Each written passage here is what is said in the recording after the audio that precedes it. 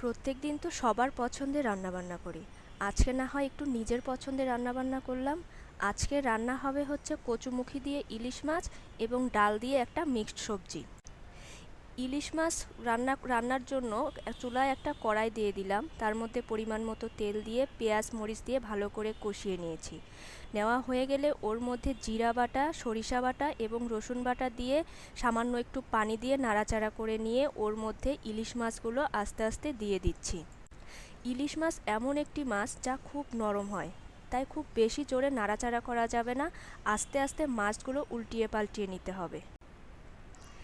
যাই হোক, মাছটা একটু ঢাকনা দিয়ে ঢাকা দিয়ে দিলাম। এরই ফাঁকে আমি মিক্সড সবজিটা রান্নার জন্য ধুয়ে রাখা সবজিগুলো দিয়ে দিলাম এবং ধুয়ে রাখা মসুর ডাল দিয়ে দিলাম পরিমাণ মতো।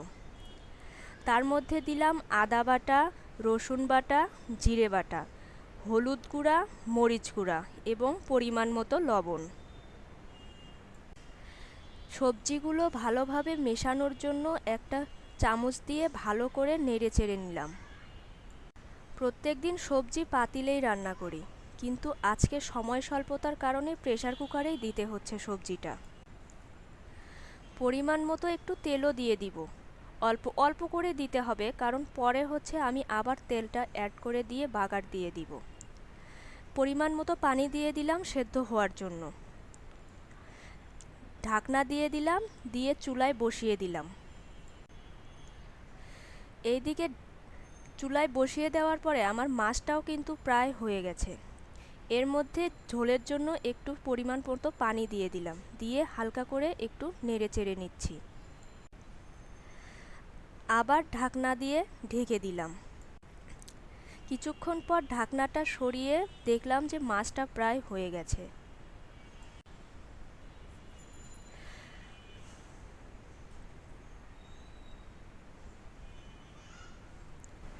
মাছটা হওয়ার পর আমি ঝোল থেকে মাছগুলো উঠিয়ে নিয়ে ওর মধ্যে সেদ্ধ করে রাখা কচুমুখিটা কিন্তু দিয়ে দিয়েছিলাম, দিয়ে ভালো করে কষিয়ে নিয়ে পরিমাণ মতো পানি দিয়ে দিলাম।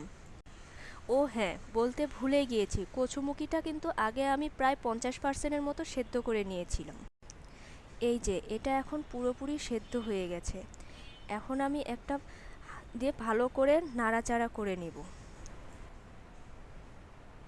নাড়াচাড়া করে নিয়ে এর মধ্যে দিয়ে দিব পরিমাণ মতো পানি ঝোলের জন্য। এখন আবার ঢাকনা দিয়ে ঢেকে দিব। এদিকে কিন্তু আমার সবজিটাও অলরেডি সেদ্ধ হয়ে গেছে। এতে এখন বাগার দেওয়ার জন্য চুলায় একটি পাত্র বসিয়ে দিয়ে তার মধ্যে পরিমাণ মতো তেল দিয়ে দিলাম তেজপাতা, পেঁয়াজ, রসুন এবং ফোড়নের জন্য একটু জিরা দিয়ে সুন্দর করে নেড়ে চেড়ে ব্রাউন কালার করে নিব।